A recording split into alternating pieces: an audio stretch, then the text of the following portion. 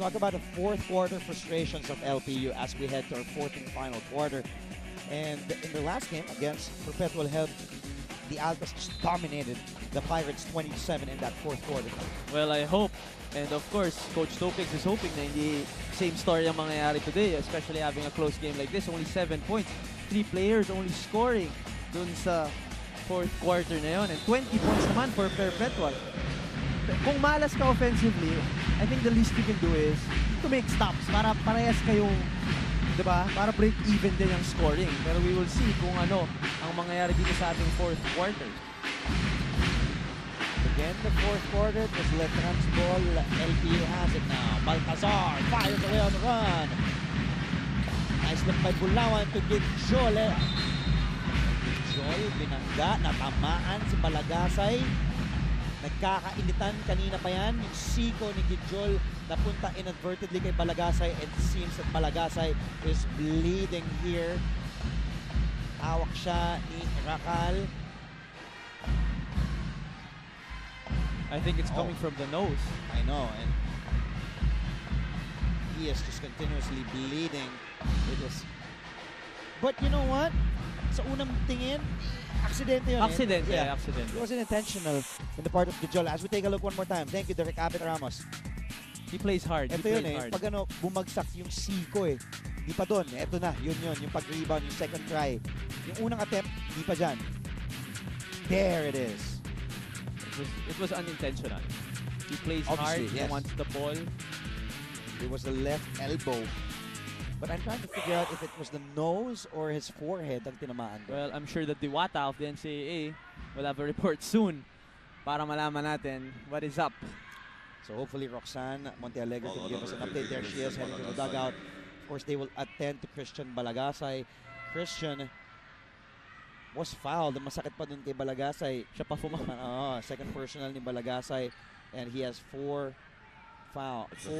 points, that is. Third personal foul ni Balagasay. And Coach Aldenayo, of course, he is there. He's like the father to these kids. He's gonna protect the kids, diba? His players. And he's saying, ganyan lang, ba't natamaan pa? Pero I'm just trying to guess whatever he's saying to the officials. But from our angle, ilang beses natin napanood yung replay, it was really inadvertent. Hindi naman sinasadya talaga ni Victor yan. He's not that type of player. Of course, you will base it on how the player acts off the court, on the court. Is he known for those kinds of second motions? Hindi naman. So I'm pretty sure that it was very unintentional. And that's just how hard he plays, Andre. Ang masakit sa Letran, may 20 puntos na si Gijol without basket. You know, Balagasay is rarely used by Coach Alden, but in this game, somewhat nakaka-stand up siya to Gijol dahil mas maliit si Soliano, mas maliit si Prico. It's actually the 6'5 Balagasay who can match up height-wise kahit papaano sa taller Gijol. Of course, it's important to match up with him height-wise, pero ang binibigay din ni Balagasay, he plays hard as well. Wilson Baltazar, and there's the capture by Bulawan, Jeff Bulawan, the slam dunk champ with his first 2 points and 8 rebounds to his name today. Pero if you saw how Victor passed off a double team, yun yung mga maturity na pinakita ni Victor doon, kaya naka-open 3 doon si Baltazar. Ibaba na ng LPU yung kalamangan sa isa. Nakat ulit ni Kevin Racal with his 17th point. Do it all, Kevin Racal. Well, bulusok dito sa second half. Yes, Mike. Well, if you're pro-bound, that's the composure that you need, Kevin Racal. Really showing his leadership here down the stretch.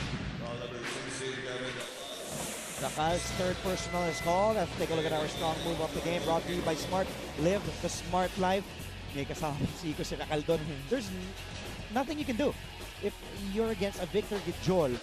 What is he? He's like 6. I think he's 6'8". Yeah, well, 6'8". You have to play defense. You have to play team defense against them. Kaya pag dinodouble siya dyan, medyo nako-contain mo siya. Pero if you go one-on-one against him, sometimes you have to just hope that he misses the shot. There he is. John Victor Gijol tosses one up. Alam niya nandun yung high leaping ability ni Bulawan. Blanca kaboy, sabi ni Soliano. Kay Gijol. And they're really trying to get under the skin of Victor Gijol. And here is our master guapo move of the quarter. Look at the hops of Bulawan. And watch out for more guapo moves powered by Master. Sikreto ng mga guapo. I think this is and Gijol will head to the bench. He was just called for a warning for resentment to a call. But that was a good lineup para dito kay Coach Topex, as we saw Wilson Baltazar with that runner for his 10th point. You have an athletic Gijol together with a high-leaping Jeb Bulawan on the court kanina. And Baltazar, who is very tall and has a move siya, whether it be outside or inside. So yung lineup na yun, I'm sure we will see that again in a while. Patay ang putiki sa tira doon ni Mark Gross. And a foul lang itatawag. Mukhang dito kay MJ Ayaay. Ito yung runner. I really like how this kid plays. Baltazar. With his height, his wingspan, his moves, he plays from the outside. He can shoot the 3-ball, he can drive to the basket. He has that little floater. So talagang malaki ang bright ang future nitong LPU Pirates. Lakas ni Santos to spin the move. Nice look to Wilson Baltazar. Everything but the basket there. And Coach Topex is just doing a very good job of gathering his troops. Ray ng Batak, tinawagan ng pangatlong personal foul. Third team foul of Letran. So LPU is playing well, similar to their first round meeting, Mikey. And we will see if they can hold on. It's a tie ball game. They have a chance to get the lead here with this free throw by Baltazar. Pero talking about Coach Topex, the year that he entered the college scene, I already admired how he coached. He coached San Sebastian. Yeah, San Sebastian. Pinatubo Trio. Yes. He led them. So when I heard that, was nag-champion din.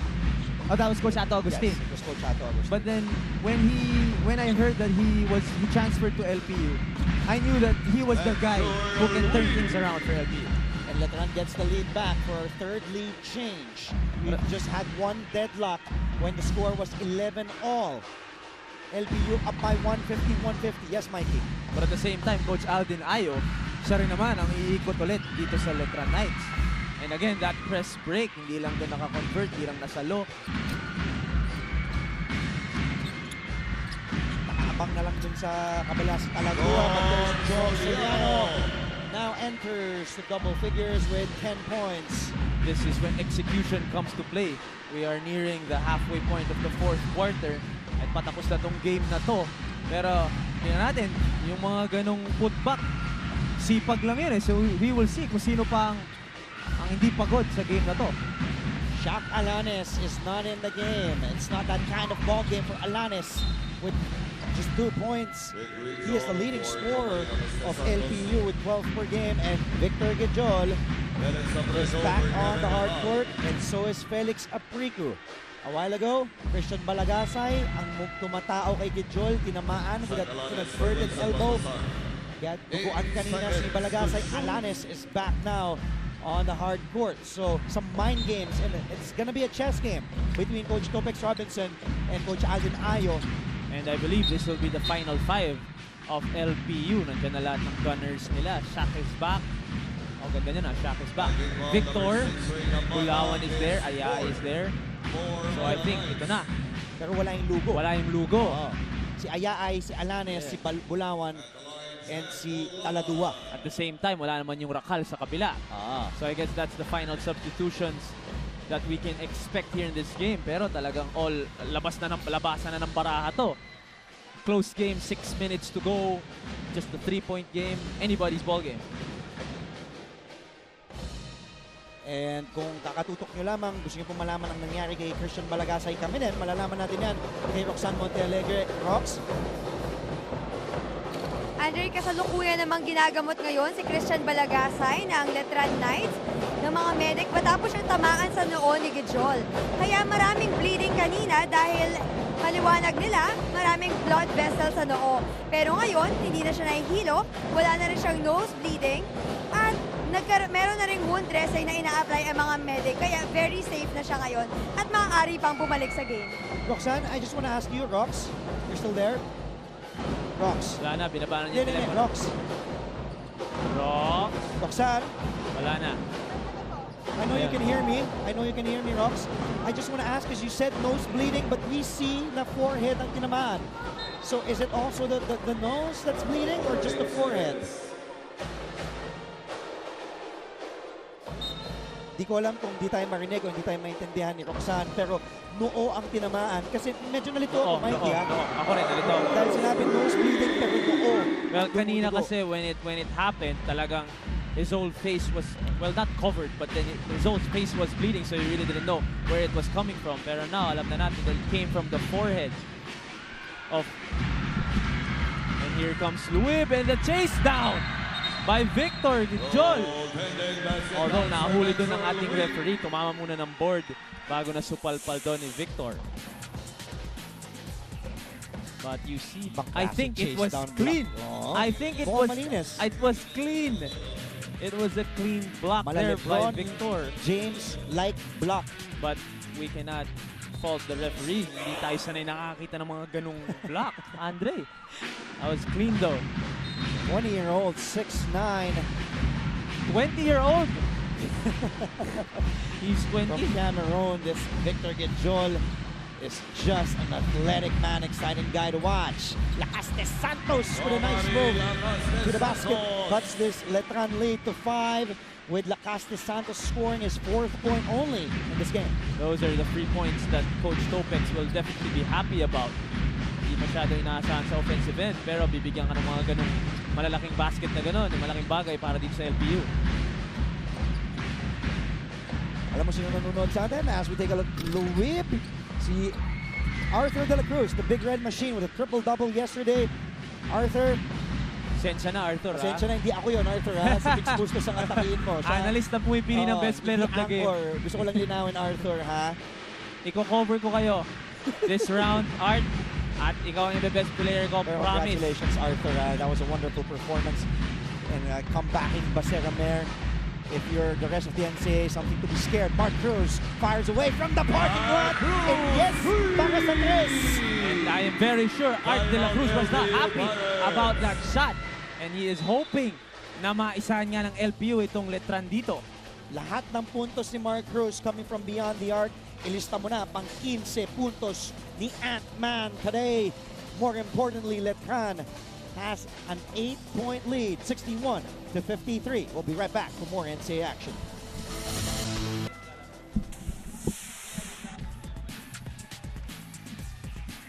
Mark Cruz, that was three-pointer number 1.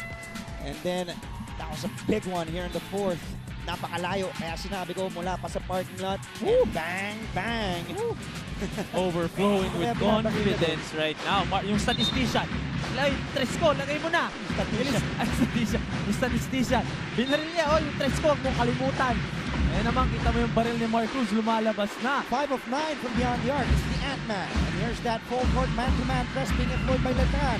They have to cross the timeline quickly. Nahanap ni Gijol. Tumuloy-tuloy. Bahuli ni Aprico. That was a good block. Clean block on the part of Aprico. Credit that transition defense by Felix Aprico. Talagang hinabol doon ni Aprico. Yan ang mga intangibles na sinasabi ko. Maaalala pa ba ni Coach Aldin yung mga minti sa ilalim nito si Aprico? Of course not. You will always be positive about your players, and that's what he gets from Aprico. Masyadong malakas ang back shot doon ni Bulawan, and Gijol almost traveling. No, di na iangat yung kanyang pivot foot. Ay, blank ka na naman. Pang-apat na block na yata yun. Or pangalawa ni Aprico. Ant-Man. He is just so much fun to watch. The pro-bound 5'5" Letran homegrown product now has 17 to his name today. Finally, he gets a 2-pointer to go in, showing us that he's not all about the outside shot. But of course, Mark Cruz taking over as usual here down the stretch. Walang humarang eh. And this is our fast play of the game brought to you by Smart Live, the Smart Life. The Ant-Man, Mark Cruz, binitbit pa bola sa ere. He will need more of that when he enters the pros against bigger, taller players. Alam na alam ko yung feeling na yun, parang ang taas ng talon niya eh, no? Pero pag tingnan mo sa TV, di ba pala ano? Pero yan na naman siya! Mark Cruz! Yes, para sa tres.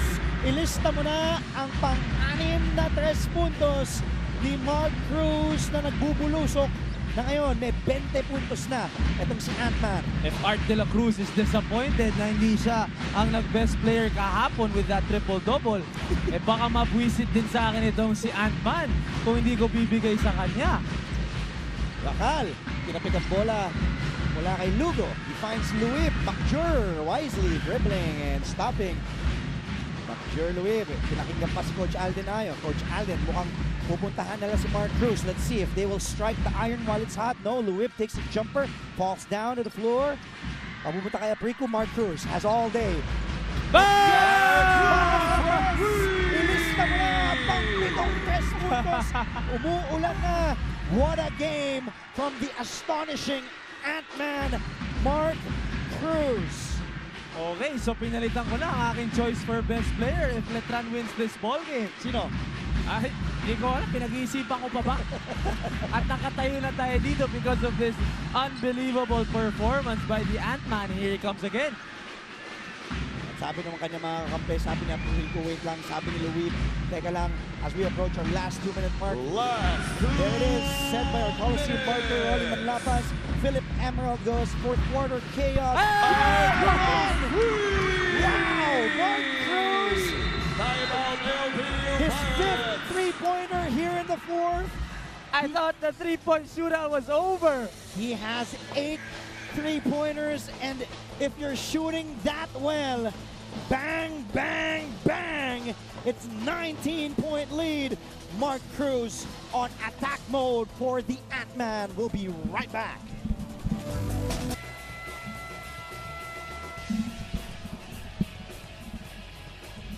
Mark L. Cruz from Bulacan went to Letran in high school.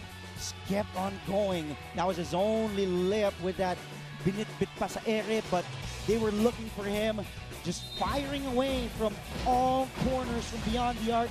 He has a total of 26 points. Paghawak niya, ilista mo na.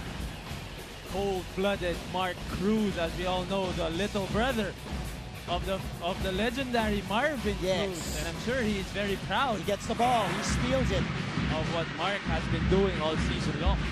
Mark Cruz off the bench scores 17.5 points per outing in 29 minutes, but now he has 26.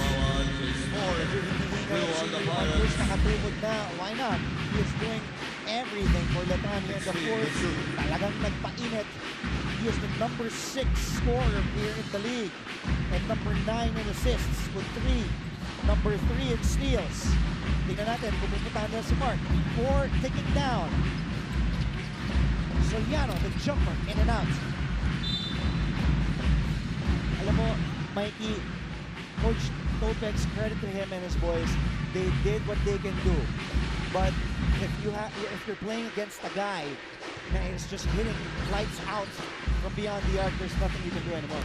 Well, from the pre-game that we had, we were talking about how Letran, they get points from everyone. You really don't know who's gonna score today. So, sa first half, hindi naman ganun ka-init itong si Mark Cruz. So medyo baka pati LPU nagulat dito sa ginawa ni Mark Cruz dito sa last 3 minutes of the game. Cruz scored 6 points in the first quarter with 2 triples. Now in the second, he had a single 3-pointer in the third.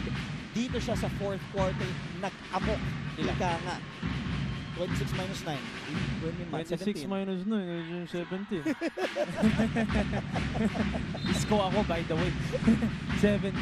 Minus 2. Minus 2 pa ba? 15. Limang tres.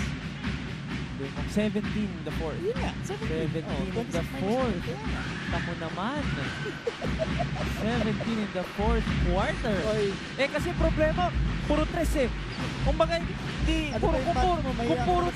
Kung puro director natin, bago kayo na-eskwelahan yan. Kung puro 2 madali bilangin may 3. Gumugulo eh. Ito na naman siya, dadagdagan pa. Assist naman. Kevin Racal also chipping in with 19. I really don't know how Coach Topex can be disappointed about this game kasi I'm sure kung hindi pumutok doon si Mark Cruz, this will be a whole different ball game. Wilson Baltazar with 14. decent performance for Baltazar. Pumana siya ng 6 dito sa fourth quarter. Mark Cruz with a performance to remember. We've had a couple Yes. in this season. We had Tete, Giovanni, Arthur De La Cruz, Mark Cruz din, career high niya. Thompson. Madami. But this is just different because it was almost all in the fourth. Pati dikit na kanina yung Oo, siguro that Alanes basket. Ngayon lang nagparamdam ulit si Alanes with 4. It's not that game to remember naman para kay Shaq Alanes. Nag-average siya ng 12 points per game pero today he just has 4. It's a one-ball game for Mark Cruz. 74-57. Tama yan doon si Mark Cruz and si Noah Lugo. Gapan ni Gidjol. Ito, tingnan mo, may away dito. Hindi nagustuhan. Hinambatak. Habang nagkakamay, si Coach Aldin and the coaching staff, and there is... Ito, yun yung something that we have to let go, and the bouncers, the marshals, are attempting to rain ng batak. We will wrap this ball game up after a few reminders. Stay with us, please, only on ABS-CBN Sports in Action. Kami po yung nagbabalik live and exclusive on ABS-CBN Sports in Action and also on Boss High Definition Channel 167. Our final score, 74 for the Colegio de San Juan de Letran Knights, 57 para sa LPU Pirates. Nung natapos na yung laban, the-drive si ng batak, yun yung hindi nagustuhan ni Ray. Well, at habang nagkakamay, tingnan natin dito, nilapitan si Gidjol. Well, it can go both ways. I don't think Ray Nambatak should have driven in the first place, being up by 17 points with seconds left. Ito, Victor didn't like it, so medyo challenge siya doon ni Victor. But we wouldn't want this, especially after a done ball game. Yes. And niyayakap na nga ni Louis doon itong si Ray Nambatak, and even the marshals had to contain him. But the story of this ball game is Mark Cruz, the astonishing Ant-Man with 26 points and 6 rebounds to his name. Roxanne Montealegre is with the Ant-Man. Rox? Yes, Andre, kasama ko nga ang nagpaula ng tres sa game na to. Mark, you performed so well in the last several games, scoring more than 20 points each. Now, ano pa ba yung may expect ng mga fans sa isang Mark Cruz? Siguro itutuloy ko lang yung game ko. Lagi kong isipin na kailangan ko mag-improve para maging better player and better man. Ayun, kukontinue ko na yung hard work ko. Okay, ngayon nakuha mo na ba yung momentum para makarating sa finals at pakita ang galing niyo doon? Yes, may konting momentum na pero alam namin sa team namin na marami pa kaming kulang. So, kailangan namin i-workout yon para mas maging matatag na team kami. Okay, may question sa'yo Mark? para Mikey? Mark, can you hear me, Mark? Mikey Reyes to. Mark. Yeah. Oh, so tatanong ko lang sana since by the way, suot ko yung shooting sleeve ni Mark Cruz. Kasi tatanong ko lang sana, we all know that you dominate the college game and recently na-draft ka nga to play for the pros. Ano naman ang adjustments na inaabangan mong kailangan mong gawin? Kasi alam namin, kaya naman yung college for the next level naman. Siguro mas maging playmaker siguro kasi pagdating ng pro talagang iba yung magiging role ko doon. Kung dito sa college basketball is scorer ako doon, talagang pure point guard ako. So kailangan ko i-set up yung mga teammates ko. Lalo na maraming superstar doon sa Star Hotshots. Oo nga, kaya Star Hotshots. Oo. So itong sleeve mo, magiging shooter ba ako dito? It's just, ulit? Magiging shooter ba ako dito sa sleeve mo kasi hinihingi na ni Andre Felix? Hindi ko alam, bahala. Kailangan namin balik yan. Thank you, Mark. Sa Jersey, Mark. Mark, may gusto ka patiin. This is your day. First, kapasama to kay God sa talent na binigay niya. Siya yung dahilan nito. Siyempre, yung naging inspiration sa akin, family ko, and Letran community. Thank you kay Boss Manny. Hi. Sa anak ko, Baby Kisha. Hello. Tsaka kay Mami Tintin. Tsaka yung binabatang yung love ko to group. Thank you. Hi.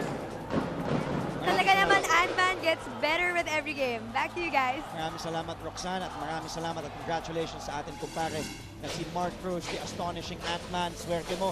Sana maging shooter ka din, katulad ni Mark, dahil suot mo ang kanyang arm sleeve. And Yun nga, nanalo ang Letran 74-57. But up next, it will be the Emilio Aguinaldo College Generals with a 2-9 record against the College of St. Benil Blazers, also with a 2-9 mark. Maganda to. Mikey, what is something to expect for second game? Well, magiging hindi kita niyan kasi like you said, two teams na were trying to find their niche in today's league. Alam ko yung feeling yan. Nandun ka sa medyo baba, kalaban mo nasa baba din. It will be an all-out war for that crucial win. At abangan nyo mamaya si Boom Labrusca at si Migs Bustos, ilang minuto lamang. As always, partner, always a pleasure working with you, Mikey Reyes. Of course, always, always. And Mark Cruz making it all more worth it. All the more worth it. Thank you to our director, Abit Ramos of ABS-CBN Sports, our courtside reporter, Roxanne Monte Alegre. Maraming salamat, mga kababayan, sa pagtutok sa unang laro natin ngayong Biyernes. Ako po, si Andre Felix, nagsasabi, have a great weekend. We'll see you all on Tuesday, but our games are not yet done. We have two more coming your way. EAC takes on CSB, and then Perpetual Help takes on Arellano, only on ABS-CBN Sports and Action. This is the NCAA Season 91.